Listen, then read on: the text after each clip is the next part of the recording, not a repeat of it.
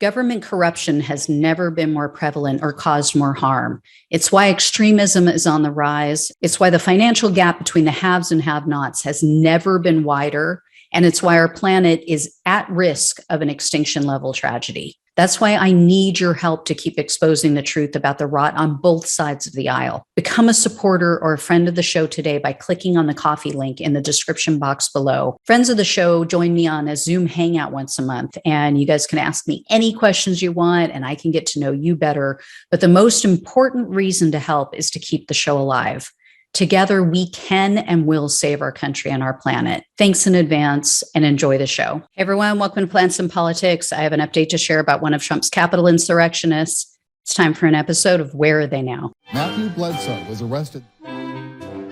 Patrick Montgomery was in court. Jonathan Manapa will stay in federal custody. No, I don't take responsibility at all. So 24-year-old Texas resident Nolan Cooke was seen at the Capitol. He was wearing a Trump baseball cap, and he shared videos on Snapchat that day. He showed himself banging on a set of Capitol doors with his flagpole, and Cooke recorded his actions with a GoPro, and he had that hanging around his neck. So he recorded himself forcing his way through lines of officers and metal barriers, and he was heard in his own video yelling things like, quote, "There's a storm coming. We're coming through. This is our fucking house. We're taking this motherfucker, and nothing is holding us back." The prosecutor also said that he encouraged other members of the mob to, quote, "break the glass." He also screamed at them, quote, "bust the windows. We're the front lines." And even after the fact, Cooke was pretty proud of his actions. He shared a CNN video on social media and he wrote, quote, "I made the news." Cooke also shared a photo of himself with his girlfriend at the Capitol, and he captioned it, quote, "I wouldn't want anyone other than you with me to take on the revolution."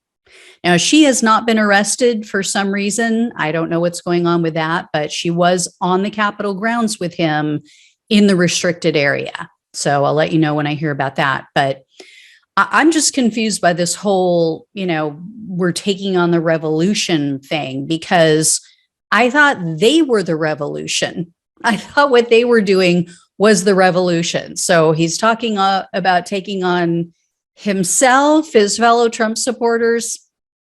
Seriously, these people just babble. They use, I realized, a bunch of patriotic sounding buzzwords, and yet it means absolutely nothing. It's really hysterical. Anyway, Cooke shared another photo and he stated, quote, "What a fucking day." There was also a video showing him grabbing an officer's arm. And for as proud as he was of his actions, Cooke deleted all of his social media posts prior to his arrest. But I will give him credit to say that when he was interviewed by the FBI on January 21st of last year, he did admit to being in DC. He said he was there to, quote, "be heard." And he did admit to taking at least one gun with him, but he claimed that he left it in his car. And then he also confirmed that he pushed past officers, and he did say, "Yeah, I did use my flagpole to beat on the window of the Capitol door." So he did cop to all of it. But Cooke was arrested that same day that he was interviewed by the FBI. He was arrested on January 21st of last year. He was charged with civil disorder, entering a restricted building or grounds, disorderly conduct on restricted grounds, and disorderly conduct on Capitol grounds. So Cooke took a plea deal in March of this year. Unlike most others, though, he pleaded guilty to the felony crime of civil disorder. So he was looking at up to 5 years in prison, up to $250,000 in fines, and up to 3 years of probation. In a sentencing memo to the court, Cooke's attorney wrote, quote, "He is truly remorseful for his actions leading up to and during the events that took place." Yeah, we could tell. Unfortunately for Cooke, Judge Royce Lamberth presided over his case. And since he made a little mistake on his first sentencing, he's taken a pretty hard line against these January 6 defendants. I couldn't locate any details, though, about any comments or questions that he may have made to Cooke, but it doesn't appear that he bought his feigned remorse, because he ended up sentencing Cooke to 1 year and 1 day behind bars and then 3 years of probation. So full probation under the guidelines, 1 out of the 5 years. And then he also ordered Cooke to pay a $2,000 restitution fee, which is one of the higher fees that we've seen so far. There have been a few higher, but not many.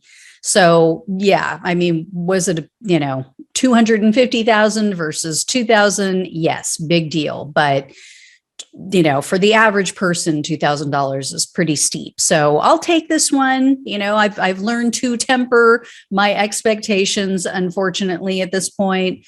Like I said, he's going to receive 1 out of a potential 5 years in prison, which is far better than what we've witnessed in most other cases. And he's still going to be on probation and monitored during the 2024 election. So that's definitely a good thing. As always, thank you so much for watching and listening. Take care. I'll talk with you soon.